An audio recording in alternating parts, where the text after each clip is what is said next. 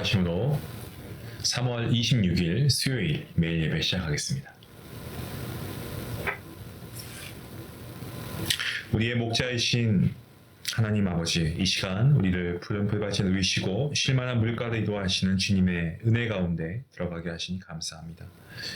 오늘도 우리 지친 영혼을 이끌고 은혜의 자리에 나왔습니다. 세상에 줄 수 없는 평안과 위로를 부어주시고 다시 우리가 살아갈 힘과 능력을 말씀을 통해 허락해 주시옵소서.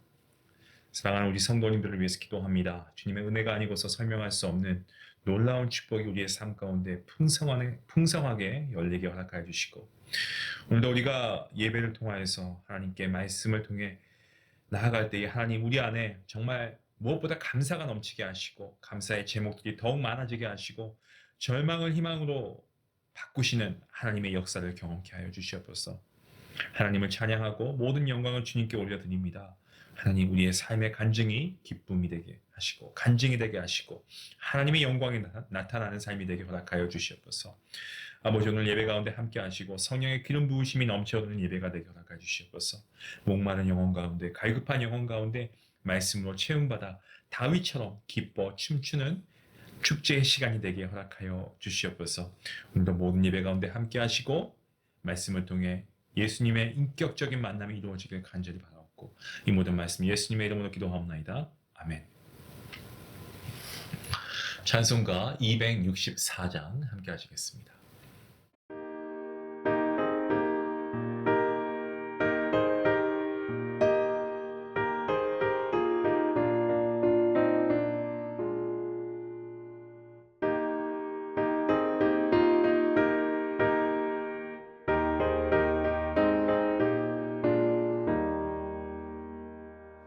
정결하게 하는 셈이 나의 앞에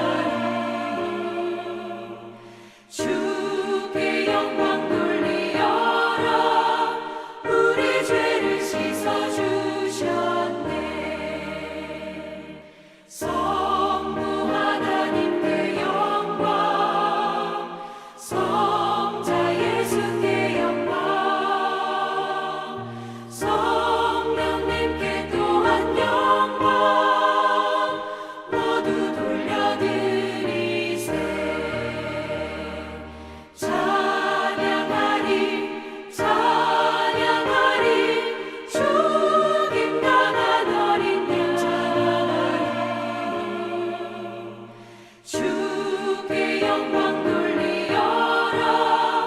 우리 죄를 씻어주셨네.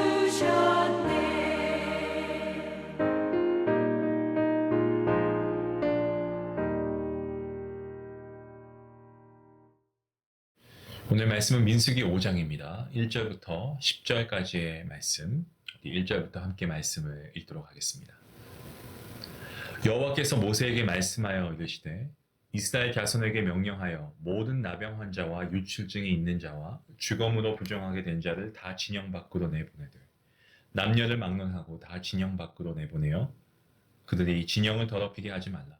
내가 그 진영 가운데에 거하느니라 하시매 이스라엘 자손이 그같이 행하여 그들을 진영 밖으로 내보냈으니 곧 여호와께서 모세에게 이르신 대로 이스라엘 자손이 행하였더라. 여호와께서 모세에게 말씀하여 이르시되 이스라엘 자손에게 이를 것이라. 남자나 여자나 사람들이 범하는 죄를 범하여 여호와께 거역함으로 죄를 지으면 그 지은 죄를 자복하고 그 죄값을 온전히 갚되 5분의 1을 더하여 그가 죄를 지었던 그 사람에게 돌려줄 것이요 만일 죄값을 받을 만한 친척이 없으면 그 죄값을 여호와께 드려 제사장에게도 돌릴 것이니 이는 그를 위하여 속죄할 속죄의 순양과 함께 돌릴 것이니라. 이스라엘 자손이 거제로 제사장에게 가져오는 모든 성물은 그의 것이 될 것이다. 각 사람이 구별한 물건은 그의 것이 되나니 누구든지 제사장에게 주는 것은 그의 것이 되느니라. 아멘. 하나님께서는 이스라엘 백성이 광야에서 이 성막, 이 회막을 중심으로 진을 치면서 거룩하게 살아가도록 하나님 중심으로 살아가게 하시기 위해서 모세를 통해서 여러 가지 명령을 주셨습니다.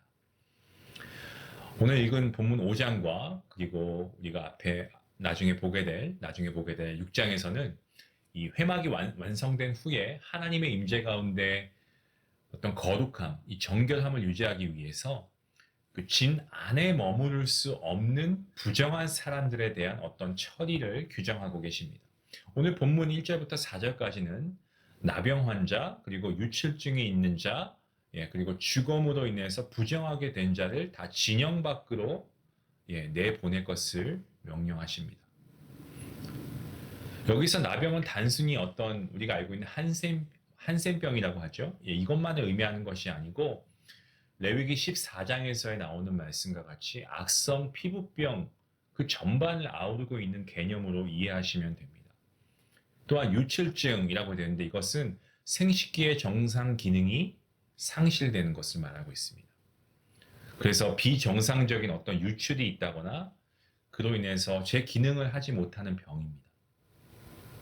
또 주검의 다음으로서 부정해진 자, 이것은 감염의 문제, 단순히 그게 아니고 하나님의 거룩한 진영 안에 머무를 수 없는 근본적인 부정함의 문제로 보고 있습니다. 하나님께서는 내가 그 진영 가운데 거한다라고 말씀하시면서 하나님의 거룩하신 임재하심을 유지하기 위해서 부정한 자들을 다 진 밖으로 내보내라 라고 명령하십니다. 이 명령은 단순히 감염이나 전염을 막기 위한 위생상의 조치가 아닙니다.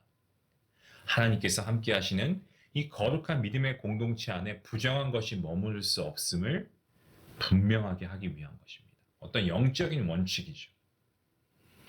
이스라엘 백성은 하나님의 말씀에 즉각 순종합니다. 부정한 모든 자들 다 진 밖으로 내보내었는데 그 결과 하나님께서 계시는 그 진은 더욱 거룩하고 깨끗하게 유지가 되었습니다.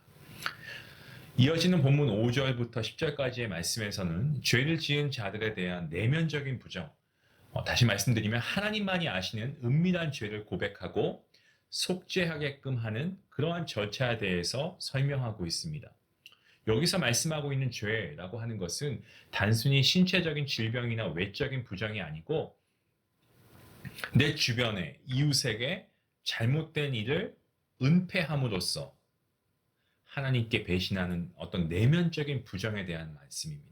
그러니까 하나님께서 이러한 죄를 범한 자에게 자기가 저지른 잘못을 깨닫는 대로 고백하고 그리고 피해자에게 이 본래의 값에 뭐라고 되어 있습니까?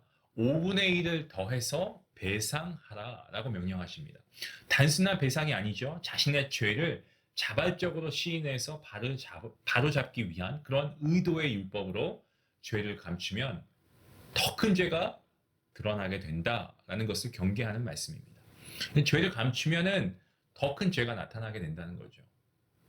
그래서 만약 변상할 수 있는, 이 배상할 수 있는 친척이 없을 경우에는 뭐라고 말씀합니까? 그 죄값을 여호와께 가져가서 제사장에게 가져가게 하죠. 그죠? 그러니까 하나님께서 그 죄에 대한 책임을 대신 짊어지게 하는 절차가 있었습니다. 이와 같이 하나님께서는 두 가지 측면에서 부정한 자에 대한 처리를 명령하십니다. 첫 번째는 신체적으로 드러나는 부정함. 나병 환자, 유출증 환자, 죽음으로 인해 부정받은 자, 진 외부로 내보내서 하나님의 임재를 보호하라고 하시고요. 두 번째로 내면의 죄를 범한 자들, 그들에 대해서 그 죄를 시인하고 배상하게 해서 이웃과의 관계 그리고 하나님과의 관계를 바로 잡으라라고 하고 계십니다. 하나님께서는 이 모든 처리가 단순한 형벌이나 어떤 징계가 아니고요. 회개 그리고 속죄를 통한 정결함의 회복을 목표로 하고 있음을 우리에게 보여주고 있습니다. 이러한 하나님의 명령은 오늘날 우리에게도 교훈을 주고 있는 말씀입니다.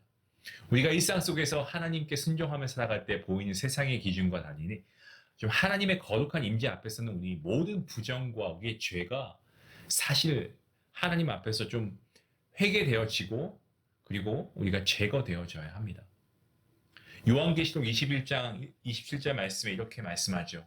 무엇이든지 속된 것이나 가증한 일 또한 거짓말하는 자는 결코 그리로 들어가지 못하되 오직 어린 양의 생명책에 기록된 자들만 들어가리라. 하나님의 나라에 들어갈 수 있는 자격, 이것은 오직 깨끗한 마음과 정결한 삶을 유지하는 자들에게 주어진다 라는 말씀입니다. 오늘날 우리가 교제와 예배 자리에서 가족과 어떤 친지를 만나면서 기쁨을 나눈 그 순간에도 어떤 마음 한구석에 계속 남아있는 어떤 부정한 생각, 습관, 잘못된 말, 행동들 이런 것이 있다면 그건 하나님 앞에 회개하며 나아가고 우리가 정결하게 하나님 앞에 다시 은혜 입어서 우리의 모습이 좀 정결하게 되어야 됩니다. 우리의 거룩한 내면이 필요합니다. 이러한 정결함이 하나님의 임재를 온전히 경험할 수 있는 길이기 때문에 그렇습니다. 그래서 우리가 예배 드리기 전에도 먼저 오시면 기도하실 때 우리가 한 주간에 지었던 그런 죄의 어떤 항목들이 있을 거 아닙니까? 그러면 먼저 회개하시고 예배를 우리가 준비하는 모습이 필요합니다. 하나님의 거룩함 앞에 우리가 나아가는데 우리가 거룩하신 하나님 앞에 거룩한 하나님의 백성을 예배함이 마땅함이 아니겠습니까? 우리의 일상을 펼쳐 놓았을 때 하나님 앞에 합당하지 않은 생각과 말, 행동, 습관 우리가 좀 스스로 돌아보고 우리가 매일 예배 가운데서도 매일매일 우리가 이러한 일들을 해나갈 수 있으면 좋겠습니다. 이러한 우리가 옛 습관을 버리고 부정함을 제거해서 우리가 하나님 앞에 거룩함으로 예배하며 나아가야 됩니다. 또한 하나님께서 부정한 자들을 진 외부로 내보내라고 명령하신 것처럼 우리도 교회와 가정 그리고 사회 공동체 안에서 하나님의 임재를 방해하는 그 부정함들이 있다면 우리가 이런 것들을 좀 제거하고 정말 정결한 마음으로 하나님께 나아가야 합니다. 단순히 겉으로 나타나는 것만이 아니고 내면에 감춰진 죄와 잘못 우리가 좀 하나님 앞에 철저하게 시인하고 회개하는 회개의 기도의 모습이 필요하겠습니다. 이처럼 회개는 하나님의 은혜로 가능하고요. 우리에게 주신 부르심에 순종하는 증거로 나타나야 됩니다. 사랑하는 성도 여러분, 우리가 오늘 이 말씀을 통해 깨닫게 된 것은 부정함을 제거하는 것이 하나님의 임재를 온전히 누리기 위한 필수 조건이라는 거죠. 우리가 하나님께 무엇이 필요하다는 기도의 제목은 많이 내놓습니다만 또 우리의 건강을 위해서 우리 가족을 위한 기도 제목을 내놓습니다만 과연 우리가 우리의 죄에 대해서 얼마나 경각심을 가지고 우리가 철저하게 회개하고 있습니까? 예배하기 전에 여러분 하나님을 경외하는 마음으로 두렵고 떨리는 마음으로 나오십니까? 그렇다면 먼저 회개하셔야죠. 회개하고 거룩하신 하나님 앞에 거룩한 산 제사를 올려드릴 수 있는 우리 모두가 될 수 있기 원합니다. 그렇게 할 때 하나님의 거룩함과 그 은혜와 구원의 기쁨이 우리의 예배 가운데 또 우리의 삶 가운데 풍성하게 임할 줄로 믿습니다. 여러분 그러한 거룩함의 모습을 회복하고 하나님 앞에 나아갈 수 있는 저와 여러분 모두가 될 수 있기를 주님의 이름으로 간절히 축원합니다. 기도하시겠습니다. 하나님 감사합니다. 우리가 이 땅에 살고 있지만 우리가 세상에 산다는 그 이유로 우리가 하나님의 거룩하신 임재를 얼마나 우리가 사모하며 살아가는지, 하나님의 거룩하신 임재하심에 합당한 삶을 우리가 살아가기 원합니다. 우리 안에 하나님과 함께 할 수 없는 부정한 것들 하나님 우리가 다 내어놓고 하나님의 기쁨이 되는 것들로 가득한 삶을 살게 하여 주시옵소서. 그리하여서 우리가 하나님 다시 잃어버린 거룩을 회복하고 우리의 삶이 예배가 되었을 때 그 예배가 하나님이 기뻐하시는 거룩한 산 예배가 되게 허락하여 주시옵소서. 예수님의 이름으로 기도합니다. 아멘. 우리는 거룩한 하나님의 자녀입니다. 거룩한 하나님 앞에 거룩한 우리의 모습으로 나아가 예배함이 마땅합니다. 우리의 말과 행동 습관 중에 하나님의 임재를 방해하는 부정함이 있었다면 회개하시고 정결한 마음으로 주님께 나아가는 그러한 삶을 살아갈 수 있기 원합니다. 그러한 예배가 될 수 있기 원합니다. 같이 기도하시겠습니다.